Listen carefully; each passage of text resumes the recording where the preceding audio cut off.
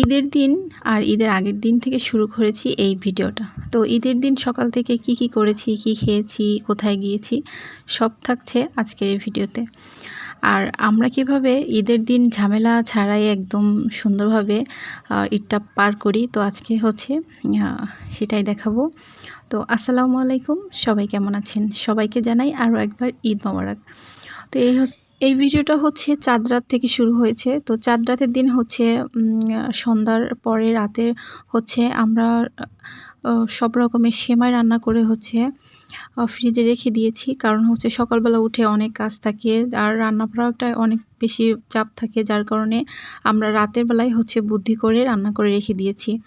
তো এটা করলে কিন্তু অনেক আমাদের যারা গৃহিণী আছি তাদেরকে কিন্তু এতটা ঝামেলা পোহাতে হয় না সকালবেলা ঈদের দিন। তো এই কারণে হচ্ছে আমরা বেশিরভাগ হচ্ছে রান্না করে রেখে দিয়েছি। তো এখানে হচ্ছে জর্দা রান্না করবে। তো এখানে জর্দাটা সুন্দর করে রেঁধে নিব। আর ওই পাশে আরও একটা সেমাই রান্না করা হয়েছে। তো 3 আইটেমের সেমাই রান্না করে রেখে দেওয়া হয়েছে। আর নুডলসটা হচ্ছে সকালবেলা রান্না করব, কারণ নুডলসটা আর ঠান্ডা ভালো লাগে না, গরমই খেতে হয়। তো এজন্য হচ্ছে নুডলসটা সকালের জন্য রেখে দিয়েছি। আবার আমরা এটাও ভেবেছিলাম যে আমরা হচ্ছে সকালবেলা হচ্ছে মুরগি রোস্ট যেটা করব, তো সেটাও আছে, মুরগি এনে ধুয়ে টুয়ে রেখে দিয়েছি।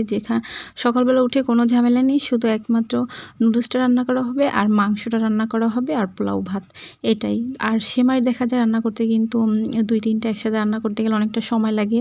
এবং সকালবেলা আর চাঁদ রাতের দিন তো তাড়াতাড়ি ঘুমানো যায় না, অনেক দেরি করে ঘুমাতে হয়। তো ঘুমাতে বেজে গেছে প্রায় 2:30 এরকম।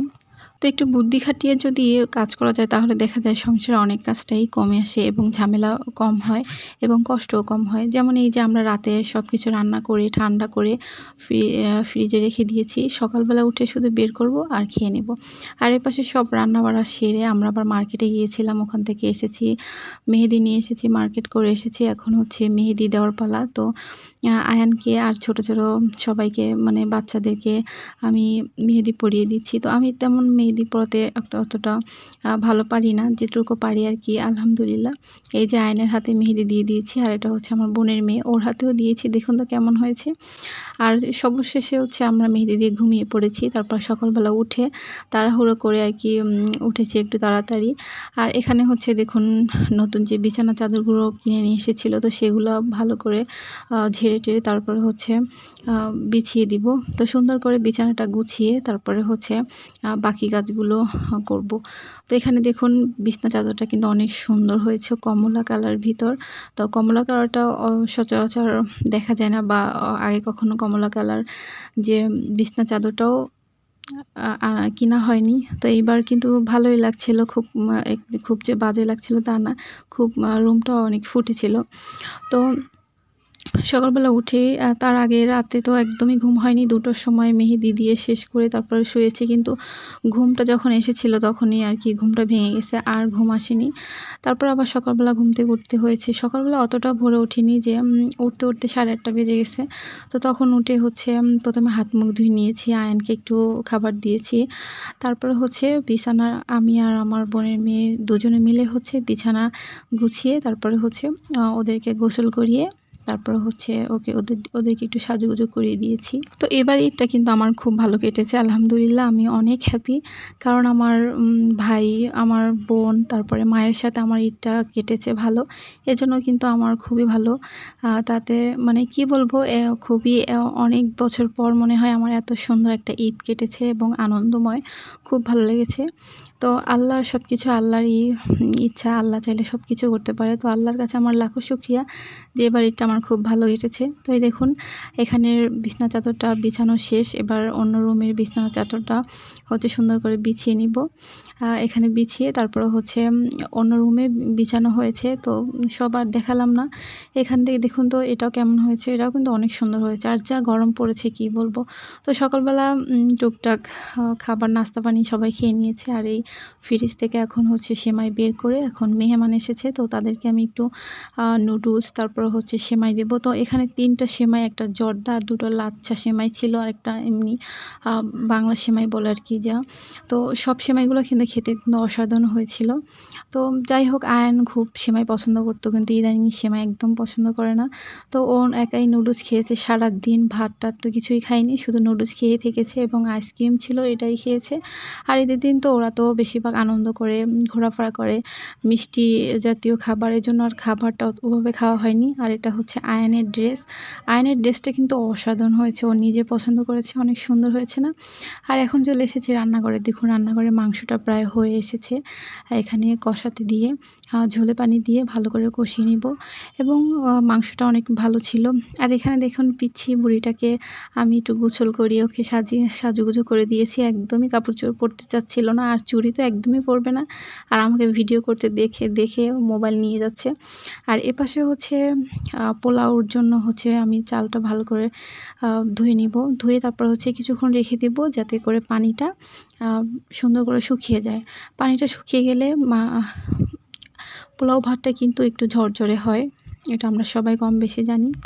তারপর হচ্ছে এপাশে হচ্ছে রোস্টের জন্য মুরগি কেটে রেখেছিলাম। তো এটাকে আমি একটু চাকু দিয়ে একটু অল্প করে কেটে নিব, যাতে করে সব মশলাগুলো যেন রোস্টের ভিতরে ঢুকে খেতে যেন ভালো হয় এবং মাংসটা যেন, তো এজন্য আমি ভালো করে কেটে নিলাম এবং কেটে এখানে হচ্ছে একটু টক দই দিয়ে একটু মেখে নিব। তো 10 মিনিটের জন্য এটা টক দই দিয়ে ভালো করে মেখে রেখে দিব। আর এপাশে হচ্ছে আমি রোস্টের জন্য হচ্ছে পেঁয়াজ কুচিয়ে রেখেছিলাম। তো এটাগুলো এখন বসাবো। তো প্রথমে আমি তেল দিয়ে নিচ্ছি। তেল দিয়ে 2টো এলাচ এবং দুটো দারচিনি, 2টো তেজপাতা দিয়ে একটু 1 মিনিটের মতো ভেজে নিব।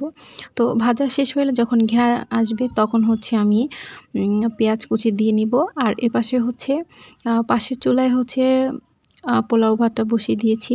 তো সবার একসাথে ভিডিও করে দেখা যায় না। এই যে দেখুন পোলাও ভাতটাও পেঁয়াজটা ভেজে তারপরে দিয়ে নিয়েছি। আর এখানে দেখুন তো এখানে রোস্টে একটু ঝাল করেছি, যার জন্য এটা কালারটা কিন্তু একটু অন্যরকম এসেছে। তো রোস্টের মশলা হচ্ছে একটু বেশিরভাগ ভালো করে কষাতে হয়। তো রোস্টের আমি রেসিপিটা ওভাবে দেখাইনি, জাস্ট আমি রান্নাটা দেখাচ্ছি। তো এখানে মাংসটা ভালো করে কষাবো। তো তার আগে কিন্তু আমি মশলাটা ভালো করে কষিয়ে নিয়েছি। এখন হচ্ছে মাংসটা যেটা আমি টক দই দিয়ে রেখেছিলাম সেটা আমি মাংসের এখন ঢেলে দিব মশলার ভিতরে। তো ভালো করে কষাবো এবং দেখুন এর ভিতর থেকে পানি বের হয়েছে। তো এই পানির ভিতর কিন্তু সেদ্ধ করে নিতে হবে এবং আর কোনো পানি অ্যাড করব না, কারণ এটা ভিজা রোস্ট হবে। তো এই দেখুন আমার হয়ে গেল রোস্ট রান্না। আর এই পাশে হচ্ছে পোলাও রান্নাও শেষ। এখন হচ্ছে আমি সব কিছু এক করে বেড়ে নিব। তো এই যে আমি রোস্টগুলো এখন বেড়ে নিচ্ছি। এখন খাওয়ার সময় হয়ে গেছে দুপুরবেলা, এখন সবাই মিলে আমরা খেয়ে নিব ঈদের। তো সারাদিন দেখুন খুব অল্প কিছু সময়ের কিন্তু কাজ করতে হয়েছে। তো বেশিক্ষণ ধরে সারাদিন কিন্তু কাজ করতে হয়নি, যেহেতু 4 দিন হচ্ছে আমি সব কিছু রান্না করে রেখে দিয়েছি। আমরা সবাই মিলে আর কি সেমাই-টেমাই সব কিছু রান্না করা ছিল, যার জন্য কিন্তু একটু কষ্ট কম হয়েছে। ভোরবেলা উঠতে হয়নি এবং সারাদিনও অতটা পরিশ্রম হয়নি। তো এখানে হচ্ছে মাংসটা রোস্টটা বেড়ে নিয়েছি, এবার হচ্ছে গরুর মাংসটা বেড়ে নিব। আর তারপরে হচ্ছে চলে যাব আমরা টেবিলে সবাই খেতে। তো সবাই মজা করে খেয়েছি। বিশেষ করে গরুর মাংসটা অসাধারণ হয়েছিল, অসাধারণ, অনেক মজা হয়েছে।